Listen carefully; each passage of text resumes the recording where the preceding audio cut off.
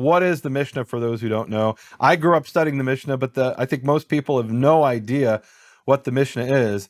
So tell us what it is and why they should care about it. So the Mishnah is the beginning of the so-called oral law being written down in Judaism. Not including like the Dead Sea Scrolls and Joseph, in Rabbinic Judaism. It's the beginning of Rabbinic Judaism, at least being written down. And it was about the year 200. So that it was kind of finally AD, right? 200 CE.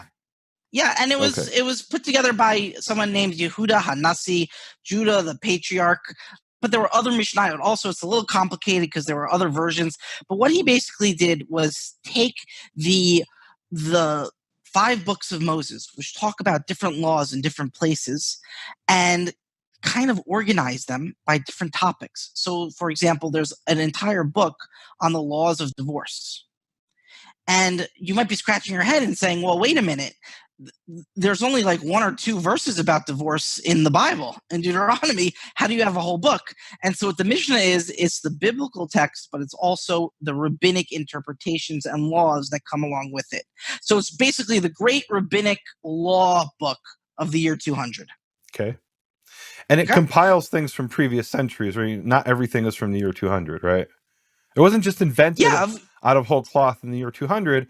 What they did, I think, is they took down traditions from previous centuries, and and what Rabbi Yehuda Hanassi did is codified them into a running text, essentially. Or maybe he took earlier texts, as you said, as well, but he codified them into the current form. Right. One of the things that the Mishnah is really good at is it has this idea that there's no such thing as a biblical contradiction.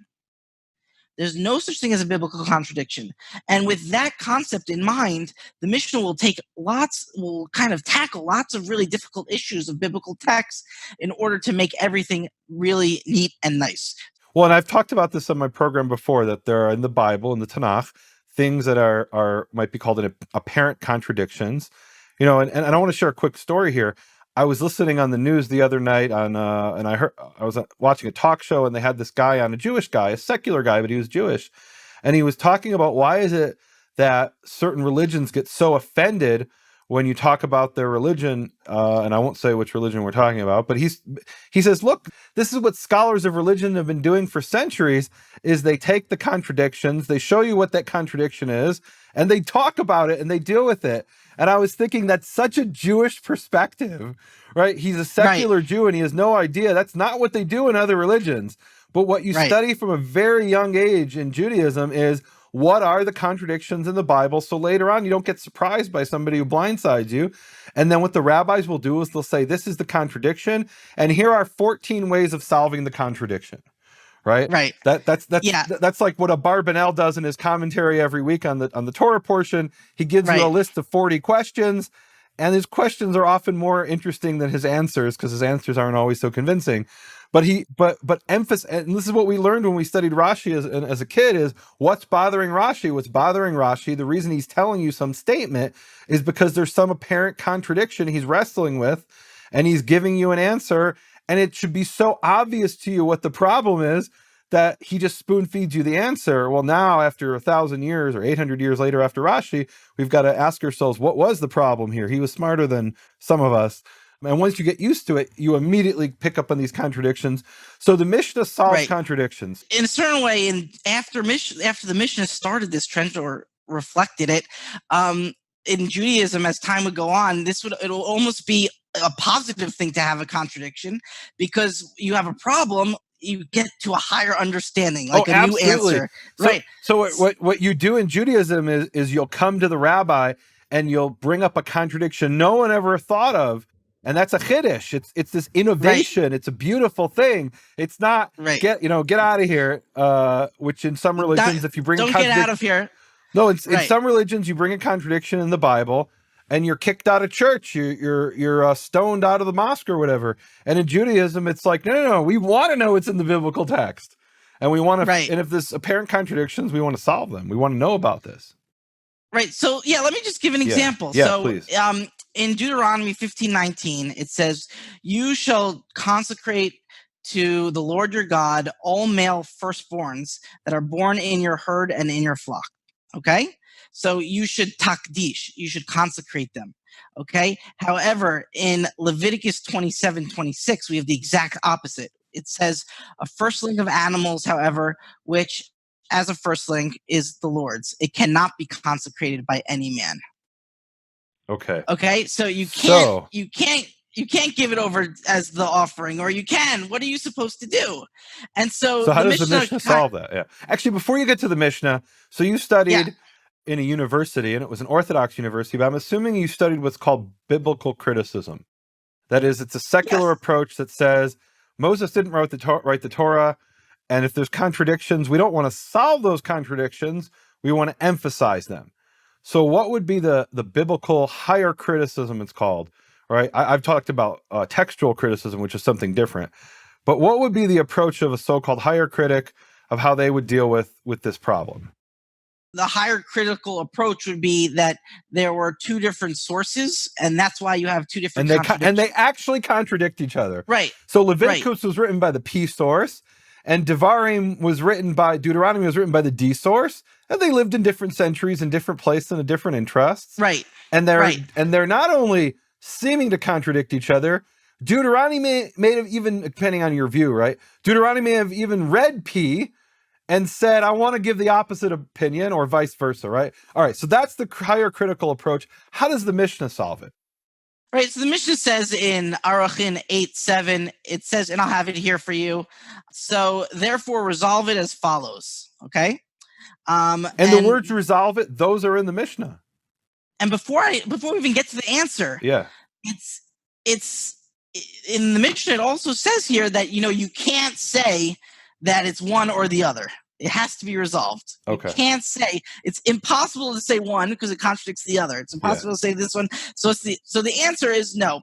You may sanctify it by consecrating its value to the owner, but you may not sanctify it by consecrating it to the altar. So it's kind of this mid-level. So you're consecrating the money. You're giving the temple the money, but you're not giving the temple the actual animal. Okay? So in this way, it's kind of maneuvering these very difficult passages, and it's coming along, and it's getting into what will later become a hallmark of not only Jewish, but a lot of people's interpretations of the Bible, that there are no contradictions whatsoever.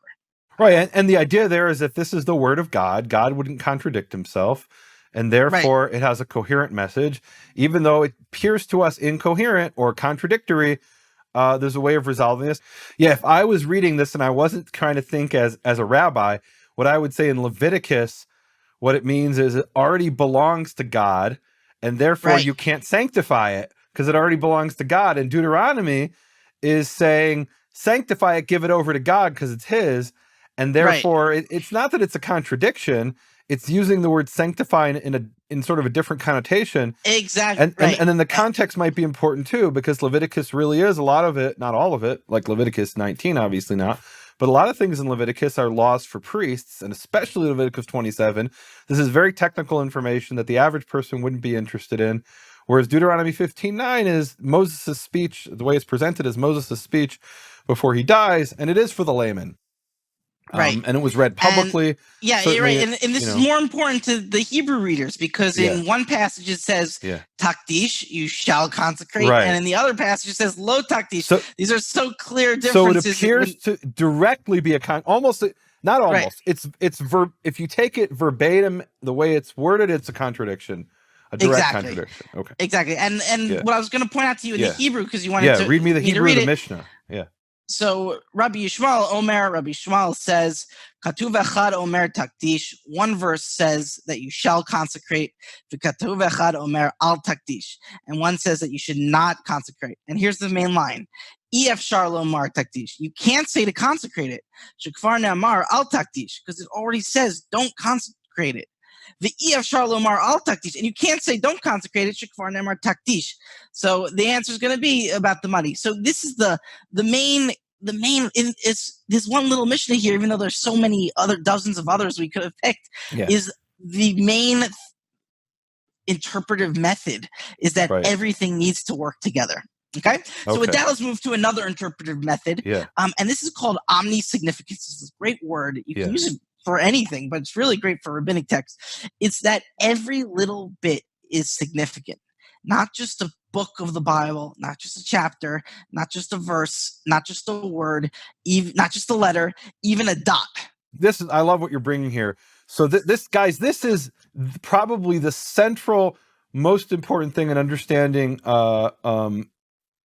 rabbinical Judaism is what you're about to share. Okay, go. Right. So, for example, on the Passover, in Numbers 9, 10 to 11, it tells the story of the second Passover. If somebody who's not able to make the first Passover, they're able to have a second Passover exactly 1 month later. And the Hebrew, what it says is that if a person is b'derech rechoka, on a distant path, he's out of town, what we would say, they're out of town, right? So that person is the one who could bring the sacrifice a month later. So the rabbis in the Mishnah, they say, did you notice in the Torah scroll there's a little dot on the hay in that word derech rechoka? In the last letter has a dot, which is superfluous. And so the rabbis are trying to figure out what is a So this is really important, guys. There are 10 places in the Torah, 15 in the Tanakh, where there are dots, which are not vowels, they're not accents, they're dots that actually appear. They're supposed to appear in a Torah scroll as well. And the Torah scroll doesn't have accents and vowels. And so these are 15 places that are permanently marked with dots. And what do they mean? Okay. Okay, so in the Mishnah, in Pesachim, which is the Passover Mishnah, chapter 9, Mishnah 2, the rabbis are trying to figure out, well, how far is a far journey? How far away do you have to be to bring a second to get off? It's basically like saying, oh, instead of celebrating the America on July 4th, we'll do it on August 4th. So where or absentee voting, something like that. It's like, who qualifies to push the Passover for a month? How far do you have to be? Do you have to be 10 miles, 100 miles, 1,000? So the first opinion is, no, you need to be already at Modin, which is at least a day's journey. Okay. So the second opinion is, no, even if you're 1 foot outside of the temple, the minute you step out of the temple, you're not in the temple mindset. You could be considered far away. And that's what the little dot is teaching you. Okay, and so what the rabbis are doing here is so it's really interesting. You mentioned here now 2 rabbinical methodologies. The first is there are apparent contradictions. The rabbis want to solve those contradictions. I completely accept that from my personal Bible perspective.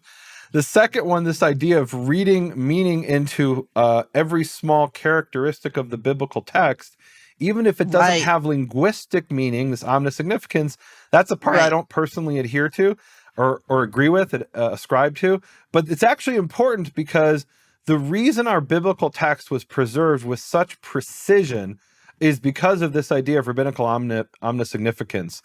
For example, or you could give the example maybe, Rabbi Akiva famously would read meaning into every letter and every word to the point where other rabbis mocked him about it. Right, the crowns. The crowns in the letters even. So every characteristic of every letter was preserved, or it was attempted to be preserved with complete precision, because the rabbis believed every letter had significance. You could change a law based on if a word was written with an extra vav or not an extra vav, which doesn't change the meaning.